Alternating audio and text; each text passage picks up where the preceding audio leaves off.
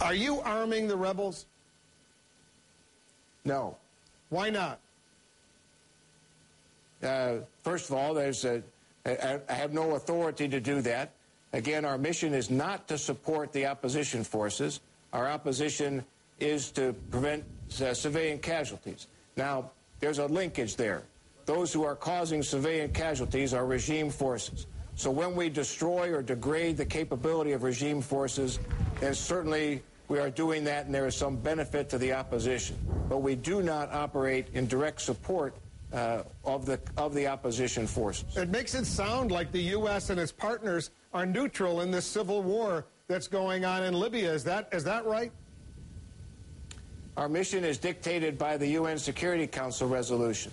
So the agreement of the Security Council has given us these three missions, and I think appropriately, at least to me, the most important of those is to protect civilians, and that's where we're putting our effort, and that, not on supporting one party or the other. If these rebels, the opposition, and civilians for that matter, are being attacked by Libyan snipers, what do you do about that? It's the toughest problem that we have. Again, we have some very precise weapon systems, not just U.S., but all of the contributing nations. But we must necessarily be very conscious of causing further civilian casualties.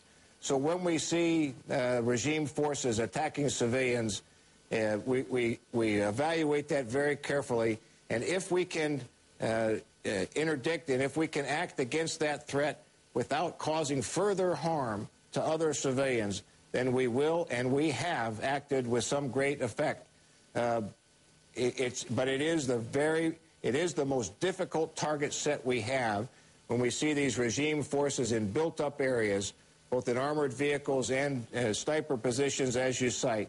It is a tough, tough challenge for us. If you had actionable intelligence on the whereabouts of Gaddafi, would you go ahead and either kill him or arrest him? I would not. I do not have that as a mission.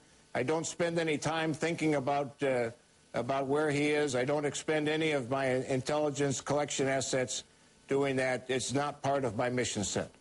Do you have the capability to jam Libyan state television and radio broadcasts? Well, without getting into a lot of detail, we have pretty significant jamming capability and broadcast capability, and we are using that. But they're still on the air. Well, I would say we have a capability and we're using it. That doesn't mean that we can or should necessarily mean that we can do that 24 hours, 7 days a week. But we do have a capability, and we are employing it. Well, one capability would simply be to use air power to knock out their towers. That hasn't been your mission. Is that what you're saying? No, I'm saying we look at assets that facilitate the regime's command and control, and if we can target those and destroy those without causing civilian casualties, then we will do that, and we have done that. But we always are very precise and always very conscious about civilian casualties. Because I raise the question because some argue that those broadcasts endanger civilians in Libya right now, the way Gaddafi's state propaganda machine is using those broadcasts. I think as an extension of the regime's command and control, I would assess those as legitimate targets, and we have a variety of means to try to disrupt that. What kind of liaison officer or officers do you have with the opposition? None. Why not? Again, it's not our mission. Our mission is to protect civilians, and the President has been quite clear that there will not be U.S. military boots on the ground. No boots on the ground, but there are civilians, U.S. diplomats and others, who are in liaison with the opposition. There is contact. I'm not aware of anyone who is on the ground with them. Well, the President himself said that he was naming someone to be a liaison to the opposition. When I was in Paris the other day with the Secretary of State, she met with one of the opposition leaders herself. So there is a dialogue, but what you're saying is not a military dialogue with the opposition. That's correct. So what's next, General? Give me your bottom line assessment right now. How long is this operation in Libya going to take before you can declare mission accomplished? Well, I think we have accomplished quite a bit already. We will continue until such time as the mission transitions. We will continue to do all we can to protect civilians. That means we attack those regime forces that threaten civilians.